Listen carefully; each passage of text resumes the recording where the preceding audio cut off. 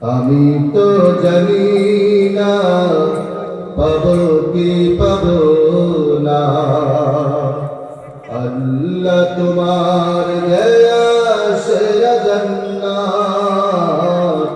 আমি তো জানি না পাবো কি পাবো না, আল্লাহ তোমার দয়া সেরা জান্নাত। আমি শুধু জানি নরকের অগ্নি সইতে পারবো না কোনদিন রাত। আমি তো জানি না পাবো কি পাবো না, আল্লাহ তোমার দয়া সেরা জান্নাত। আমি তো জানি না পাবো কি পাবো না, আল্লাহ তোমার দয়া সেরা জান্নাত। আব্দুল উজ্জা সব দিকে খেয়াল করে দেখেন, ভয় পাচ্ছিলাম মুসলমানরা যেখানেই পাবে সেখানেই পিঠাবে। কিন্তু আমি কি দেখছি, যেখানে যাই মুসলমানদের আচরণ এত সুন্দর, মুসলমানদের কথাবার্তা এত সুন্দর, এমন তো হওয়ার কথা ছিল না। আসলে মুসলমানরা ভালো। আব্দুল উজ্জা চাচার কাছে গেলেন, গিয়ে বললেন, ও চাচা, আমি দেখতে পাচ্ছি মুসলমানদের আচরণ এত ভালো, আমি মানুষের মুখে মুখে শুনতেছি। মুহাম্মদ সাল্লাল্লাহু আলাইহি সাল্লামের দরবারে গেলাম, সেখানেও গিয়ে যা দেখতে পেলাম, এই মুহূর্তে মুসলমানরা ছাড়া আল্লাহর এই দুনিয়ায় ভালো মানুষ আর কেউ না। ও চাচা, আমি ইসলাম কবুল করতে চাই, আপনি কি বলেন? চাচা ডেকে বলে, ভাতিজা, ছোটবেলায় তোমার বাবা মারা গেছে, ছোটবেলা থেকে আমি তোমাকে লালন পালন করেছি, আত্মসম্পদ যা কিছু করেছেন সব কিছু আমি চাচা তোমাকে দিয়েছিলাম। তুমি যদি ইসলাম কবুল করতে চাও তাহলে শোনো, ইসলাম কবুল করলে এই অর্থ সম্পদ কানা করিও তুমি পাবে না। ভাতিজা আব্দুল উজ্জা জবাব দিল, চাচা, আপনার অর্থ সম্পদের আমার প্রয়োজন নেই, আপনার জমি জায়গার আমার প্রয়োজন নেই। আমি চললাম মুহাম্মদুর রাসূলুল্লাহ সাল্লাল্লাহু আলাইহি ওয়াসাল্লামের দরবারে, সেখানে চলে যাব, ইসলাম কবুল করব, বাকি যা করে আল্লাহ। আব্দুল উজ্জা চাচার কাছ থেকে বিদায় নিয়ে চলে যাবেন। এমন সময় চাচা ডেকে বলতেছেন, ভাতিজা শোনো, তুমি যেখান থেকে বিদায় নিয়ে চলে যাচ্ছ, পরনে যে লুঙ্গিটা আছে, এই লুঙ্গিটাও তো আমি চাচার দেওয়া। তুমি যদি মুহাম্মাদের কাছে যেতে চাও তাহলে পরনে যে লুঙ্গিটা আছে, লুঙ্গিটা আমার টাকার দেওয়া, লুঙ্গিটাও আমাকে খুলে দিয়ে যেতে হবে। আব্দুল উজ্জা এক মুহূর্ত দেরি করলেন না, লুঙ্গিটা খুলে চাচার হাতে ধরাই দিলেন, দিয়ে বললেন, চাচা, আপনার লুঙ্গিটা আপনাকে দিয়ে দিলাম, আমি গেলাম মুহাম্মদুর রাসূলুল্লাহ সাল্লাল্লাহু আলাইহি ওয়াসাল্লামের দরবারে। আব্দুল উজ্জা দৌড় দিয়ে চলে গেলেন বাড়িতে। বাড়িতে গিয়ে দরজায় কড়া নাড়লেন, মা দরজাটা খুললো। আব্দুল উজ্জা কোন রকম নিজের হাত দিয়ে দরজা স্থানে ধরে রাখলেন। এরপরে মা বললেন, বাবা, তোমার এই অবস্থা কেন? আব্দুল উজ্জা দেখে বলে, মা, ও মা, আমি ইসলাম কবুল করতে চেয়েছি, তাই আমার এই অবস্থা। আমার চাচা অর্থ সম্পদ তো দূরের কথা, আমার পরনের লুঙ্গিটা পর্যন্ত খুলে নিয়েছে। মা ডেকে বলেন, বাবা, তুমি আমার কাছে কেন এসেছো? আমি কি করতে পারি? আব্দুল উজ্জা বলে, মা, এক টুকরা কাপড় শুধু আমাকে দাও, আমি লজ্জাস্থান ঢেকে কোন রকম মুহাম্মদুর রাসূলুল্লাহ সাল্লাল্লাহু আলাইহি ওয়াসাল্লামের দরবারে চলে যাব। মা আস্তে করে দরজাটা লাগাই দিয়ে দৌড় দিয়ে গেলেন। বাড়িতে একটা কম্বল ছিল, ওই কম্বলটা নিয়ে এসে আব্দুল উজ্জার হাতে দিয়ে দিলেন। আব্দুল উজ্জা সেকেন্ড দেরি করলেন না, কম্বলটা টান দিয়ে ছিঁড়ে ফেললেন। ছিঁড়ে একটা অংশ দিয়ে নিজের লজ্জাস্থান ঢাকলেন, আর একটা অংশ গায়ে জড়িয়ে চলে গেলেন বিশ্বনবী মুহাম্মদুর রাসূলুল্লাহ সাল্লাল্লাহু আলাইহি ওয়াসাল্লামের দরবারে। আব্দুল উজ্জা গিয়ে নবী সাল্লাল্লাহু আলাইহি ওয়াসাল্লামের হুজরাতের পাশে দাঁড়িয়ে আছেন।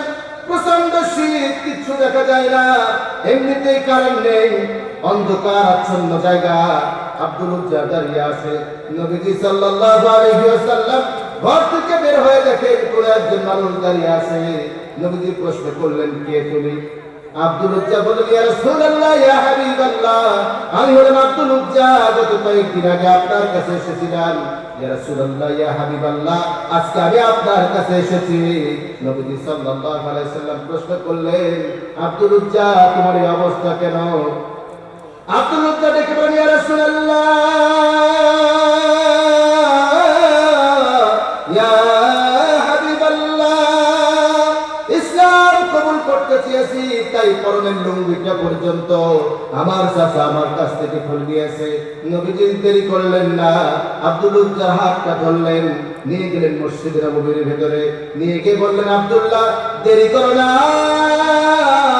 আমার সঙ্গে তুমি পড়ো লা ইলাহা ইল্লাল্লাহু মুহাম্মাদুর রাসূলুল্লাহ।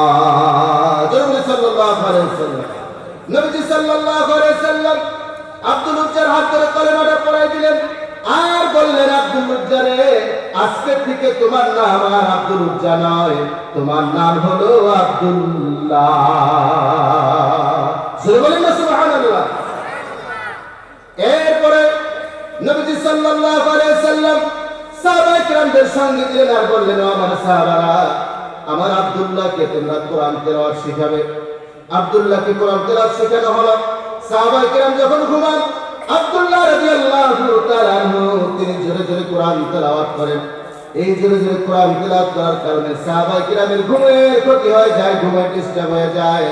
হযরত ওমর রাদিয়াল্লাহু তাআলা আনহু নবীজি সাল্লাল্লাহু আলাইহি সাল্লামের কাছে অভিযোগ করলেন, ইয়া রাসূলুল্লাহ, ইয়া হাবিবাল্লাহ, আব্দুল্লাহ জোরে জোরে কোরআন তেলাওয়াত করার কারণে আমাদের ঘুমের ব্যাঘাত ঘটে। নবীজি বললেন, ওমর রে, শোনো, আমার আব্দুল্লাহ ইসলাম কবুল করবার জন্য পরনের লুঙ্গিটা পর্যন্ত আনতে পারেনি। তোমরা আমার আব্দুল্লাহকে নিষেধ করো না, ও জোরে জোরে কোরআন তেলাওয়াত করতে চাই, করুক, কারণ এই জোরে জোরে কোরআন তেলাওয়াত করে তার পূর্বের স্মৃতিগুলো সে ভুলে থাকতে চায়, তাকে তোমরা বাধা দিও না। আব্দুল্লাহ এভাবে যেতে থাকলো। কয়েক মাস পরে তাবুক যুদ্ধের দামামা বেজে উঠলো। হযরত আব্দুল্লাহ রাদিয়াল্লাহু তাআলা আনহু নবী সাল্লাল্লাহু আলাইহি সাল্লামের কাছে গেলেন, গিয়ে বললেন, ইয়া রাসূলুল্লাহ, ইয়া হাবিবাল্লাহ, আমি তাবুক যুদ্ধে যেতে চাই। নবীজি সাল্লাল্লাহু আলাইহি সাল্লাম বললেন, ও আব্দুল্লাহ, আজকে থেকে তোমার নাম শুধু আব্দুল্লাহ নয়, তোমার নাম আজকে থেকে আব্দুল্লাহ জুলবাজাদাই। জুলবাজাদাই মানে হলো দুই টুকরা কম্বলের মালিক। তার নাম দেওয়া হলো আব্দুল্লাহ জুলবাজাদাই। হযরত আব্দুল্লাহ বললেন, ইয়া রাসূলুল্লাহ, ইয়া হাবিবাল্লাহ, আমি তাবুক যুদ্ধে যেতে চাই, শহীদ হতে চাই, আপনি আমাকে অনুমতি দেন। নবী সাল্লাল্লাহু আলাইহি ওয়াসাল্লাম নিজ হাতে তাকে বর্ম পরিয়ে দিলেন, তার হাতে অস্ত্র তুলে দিলেন আর আল্লাহ রাব্বুল আলামিনের কাছে দুই হাত তুলে দোয়া করলেন, ওগো আল্লাহ তাআলা, তাবুক যুদ্ধে আমি আমার আব্দুল্লাহর জন্য কাফেরদের কাছে তার রক্তটাকে হারাম করে দিলাম। হযরত আব্দুল্লাহ নবী সাল্লাল্লাহু আলাইহি সাল্লামকে ডেকে বলেন, ইয়া রাসূলুল্লাহ, ইয়া হাবিবাল্লাহ, পূর্বে অনেক যুদ্ধ হয়েছে, কোন যুদ্ধে আমি যেতে পারিনি।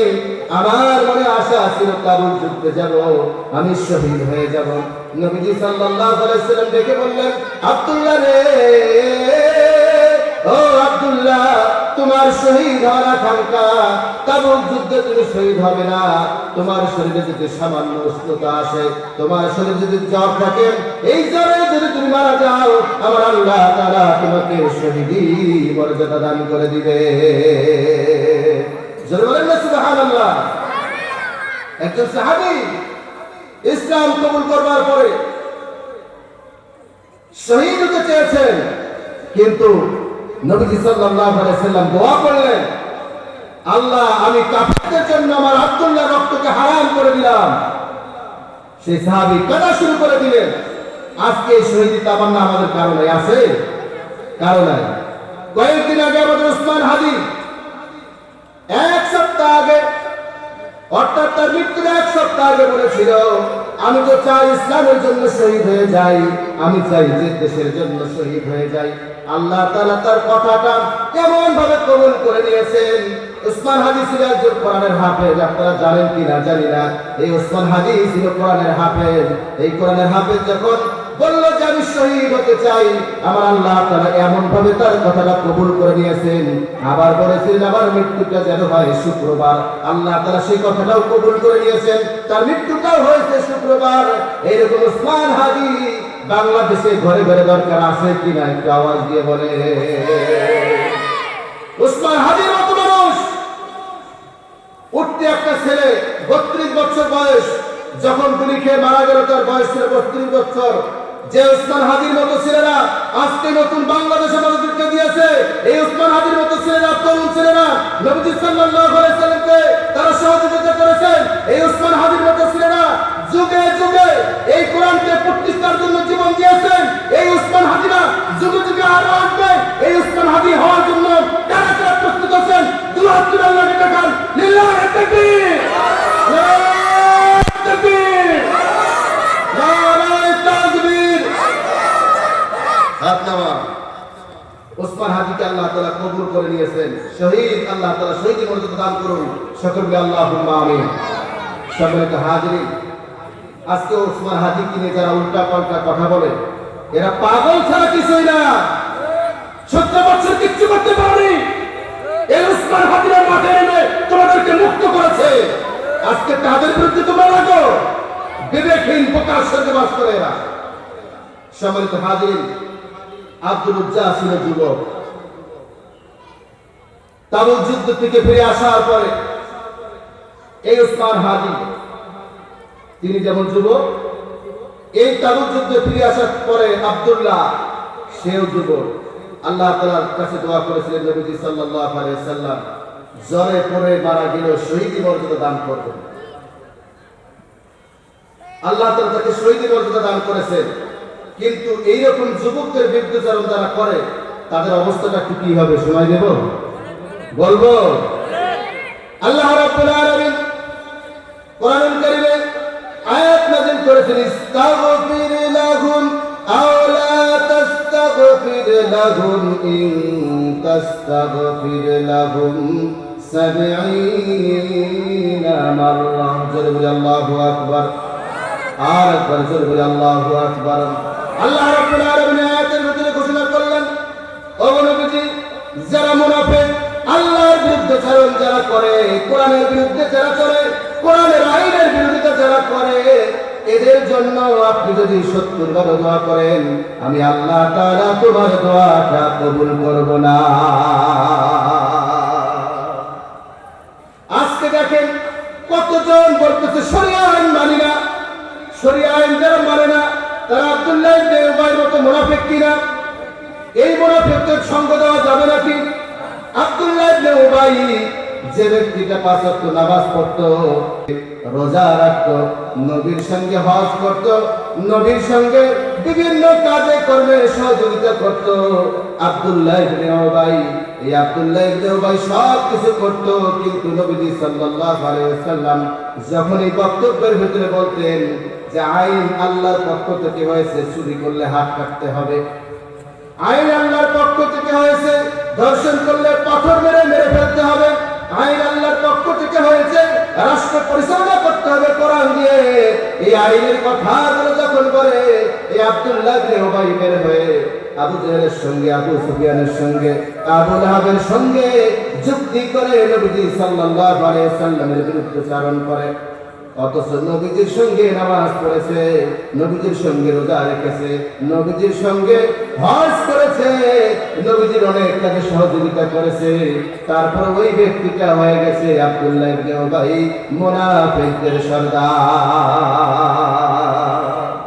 যারা আজকে কোরআনের বিরুদ্ধে যাবে, কোরআনের আইনের বিরুদ্ধে বলবে, কোরআনের আইনের কথা যারা বলে, তাদেরকে বলে আবার 1400 বছর আগের আইন এগুলো এখন চলে না, ডিজিটাল যুগে এগুলো চলে না, এরকম কথা যারা বলে, এইগুলো এক একটা হলো আব্দুল্লাহ ইবনে উবাই। এদের সঙ্গ দেওয়া যাবে নাকি? এদের সঙ্গ দেওয়া যাবে না।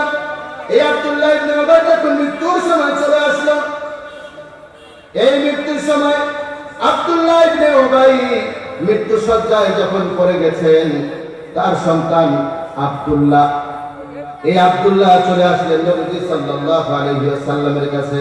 এসে বললেন, ইয়া রাসূলুল্লাহ, ইয়া হাবিবাল্লাহ, আমার আব্বা মৃত্যু সজ্জায় আপনাকে একটু দেখতে এসেছে। নবীজি সাল্লাল্লাহু আলাইহি ওয়াসাল্লাম চলে গেলেন, দেখে আসলেন। আসার পরে কিছুক্ষণ পরে আব্দুল্লাহ ইবনে উবাইর ইন্তেকাল হয়ে গেল। এই আব্দুল্লাহ ইবনে উবাইর সন্তান আব্দুল্লাহ দৌড় দিয়ে চলে গেছিলেন নবীজি সাল্লাল্লাহু আলাইহি ওয়াসাল্লামের কাছে। এসে বললেন, ইয়া রাসূলুল্লাহ, ইয়া হাবিবাল্লাহ, আমার আব্বা ইন্তেকাল করেছেন, কিন্তু আমার আব্বার শেষ আশা ছিল আপনার জুব্বা দিয়ে যেন তাকে দাফন করা হয়। নবীজি সাল্লাল্লাহু আলাইহি ওয়াসাল্লাম দেরি করলেন না, নিজের একখানা জুব্বা বের করলেন, আব্দুল্লাহর হাতে দিয়ে দিলেন, দিয়ে বললেন, আব্দুল্লাহকে নিয়ে যাও, গোসল দিয়ে দাও, তার কাফন পরাইয়া দাও, জানাজার ব্যবস্থা করো। আমি নবীজি নিজে আব্দুল্লাহ তোমার পিতার জানাজা পড়াবো, তুমি সব প্রস্তুত করে নাও। আব্দুল্লাহ বিদায় নিয়ে চলে গেলেন, তার বাবার কাফন কাফনের ব্যবস্থা করলেন। নবীজি সাল্লাল্লাহু আলাইহি ওয়াসাল্লাম ঘর থেকে বের হলেন, জানাজায় যাবেন। হযরত ওমর রাদিয়াল্লাহু তাআলা সামনে চলে আসলেন, বললেন, ইয়া রাসূলুল্লাহ, ইয়া হাবিবাল্লাহ, আপনি উবাই জানাজায় যেতে পারবেন না। নবীজি সাল্লাল্লাহু আলাইহি ওয়াসাল্লাম মুস্কি হাসলেন আর বললেন, ওমর, কেন তার জানাজায় যাব না? হযরত ওমর বললেন, ইয়া রাসূলুল্লাহ, ইয়া হাবিবাল্লাহ, আপনি জানেন না সে কোরআনের আইনের বিরোধিতা করে, বিভিন্ন জায়গায় আপনার বিরুদ্ধে কথা বলে, আল্লাহর বিরুদ্ধে কথা বলে। ইয়া রাসূলুল্লাহ, ইয়া হাবিবাল্লাহ, তাই আপনি তার জানাজায় যাবেন না। নবীজি সাল্লাল্লাহু আলাইহি ওয়াসাল্লাম মুস্কি হাসতেছেন আর যাচ্ছেন, তিনি থামতেছেন না। কিছুদিন এগিয়ে যাওয়ার পরে হযরত ওমর রাদিয়াল্লাহু তাআলা আনহু আবার নবীর সামনে চলে গেলেন। নবীকে থামাতে না পেরে নবীর সামনে শুয়ে পড়লেন। শোয়ার পরে নবী সাল্লাল্লাহু আলাইহি ওয়াসাল্লাম রাগ করলে বললেন, ওমর ওঠো ওঠো। হযরত ওমর উঠলেন, বললেন, ওমর শোনো, আমার আল্লাহ রাব্বুল আলামিন 70 বারের উপরে দোয়া করলেও কবুল করবে না। আমি জানি, এই আয়াত আল্লাহ তাআলা আগে আমাকে দিয়ে দিয়েছেন। আমি তার জানাজায় যাব, 70 বারের বেশি দোয়া করে, যত বেশি দোয়া করলে আল্লাহ কবুল করবে, তত বেশি দোয়া আমি তার জন্য করব। নবীজি চলে গেলেন জানাজায়। ওমর আর একটি কথা বলতে পারলেন না। জানাজা শেষ হয়ে গেল। নবীজি সাল্লাল্লাহু আলাইহি ওয়াসাল্লামের পাশে আছেন হযরত ওমর রাদিয়াল্লাহু তাআলা আনহু, কোনো কথা বলতে পারেন না, কিন্তু মনে মনে একটা খটকা। নবীজি কেন মুনাফিকের জানাজা পড়ালেন? এই খটকাকে কেন্দ্র করে আমার আল্লাহ রাব্বুল আলামিন আয়াত নাযিল করে দিলেন, সূরাতুত তাওবার ৮৬ নম্বর আয়াত। আল্লাহ তাআলা জানাই দিলেন, ওয়ালা তুসাল্লি আলা আহাদিন মিনহুম মাতা আবাদান ওয়ালা তাকুম আলা কবরি ইন্নাহুম কাফারু বিল্লাহি ওয়া রাসূলিহি ওয়া মাতু ওয়া হুম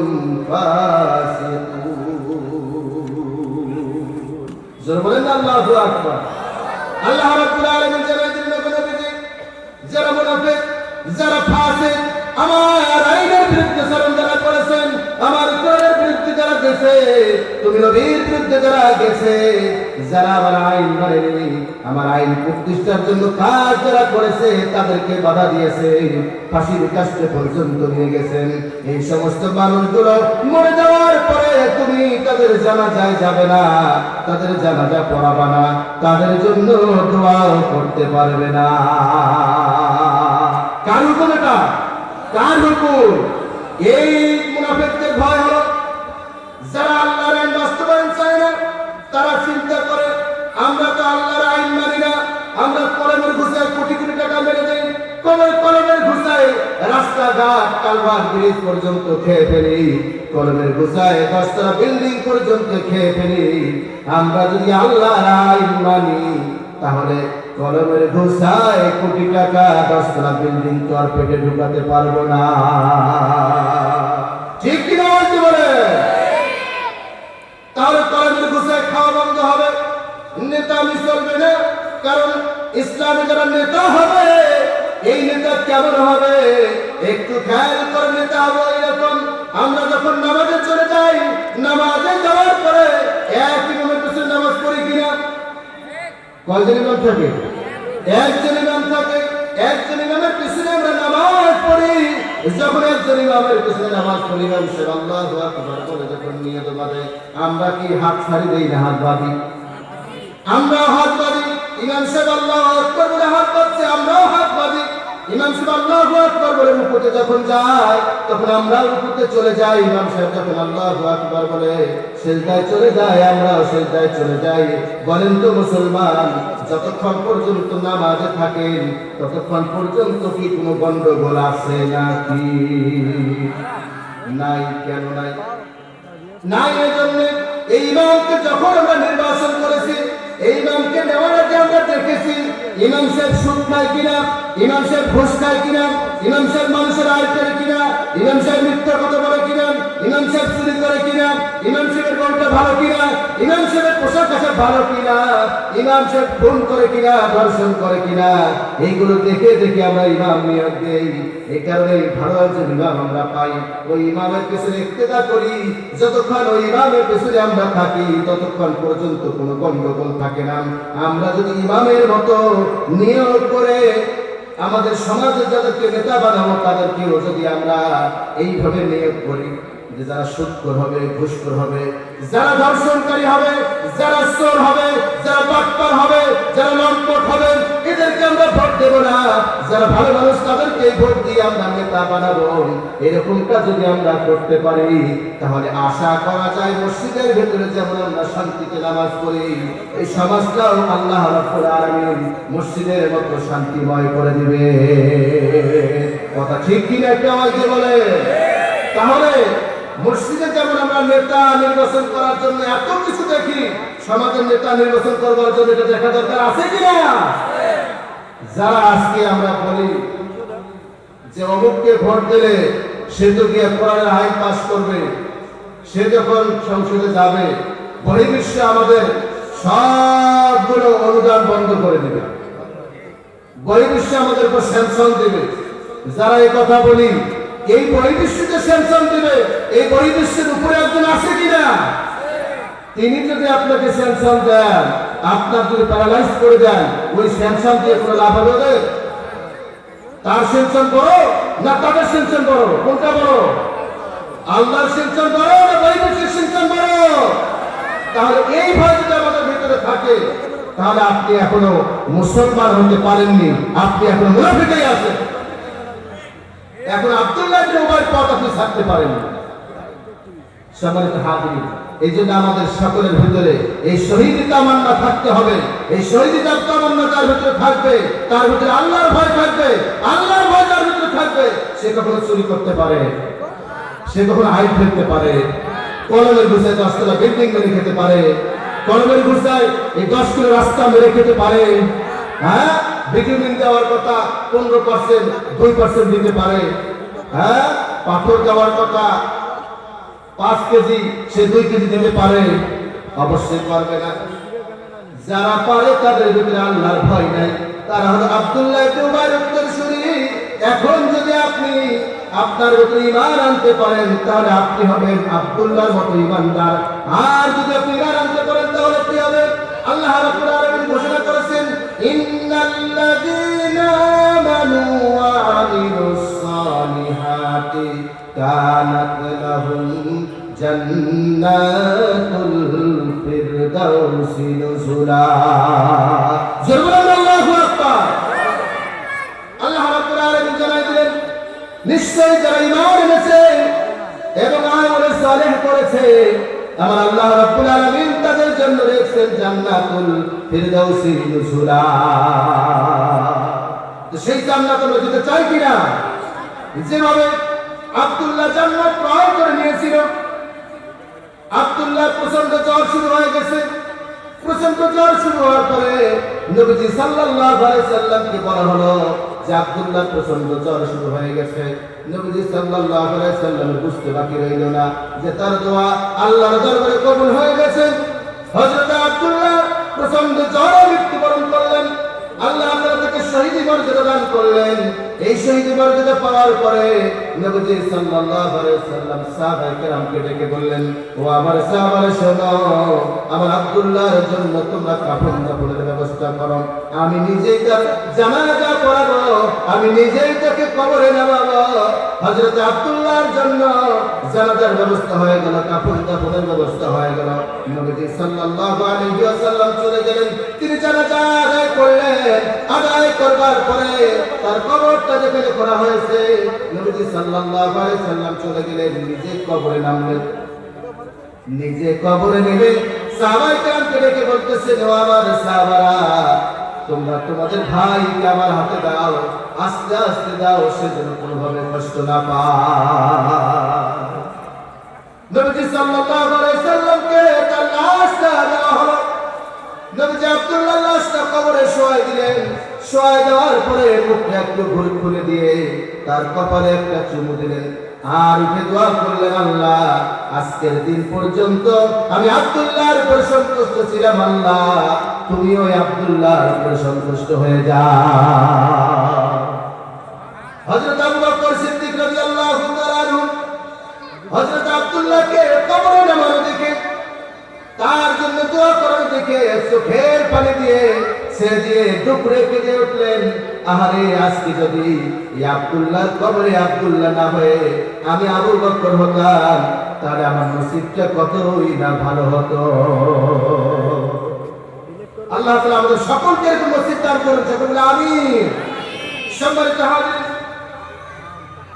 বলতেছিলাম আব্দুল্লাহ ইবনে উবাই, এই আব্দুল্লাহ ইবনে উবাই উত্তরসূরি এখনো আছে, কিয়ামত পর্যন্ত থাকবে। এই কিয়ামত পর্যন্ত তাদেরকে চিনতে হবে, চিনে তাদের বিরুদ্ধে আমাদের গর্জে উঠতে হবে। তারা যদি আমাদের নেতৃত্বে আসতে না পারে, তারা যদি আমাদের নেতৃত্বে আসে, তাহলে বিগত 17 বছরে যেভাবে তারা মুসলমানদেরকে পিটাইছে, আবারও এভাবে পিটন খাওয়া লাগবে। এই জন্য আমাদের নেতা নির্বাচন করতে হবে, মসজিদে যখন নেতা নির্বাচন করি হবে। এই জন্য একজন কবি কত সুন্দর করে একটা গান বলেছেন, ও নামাজি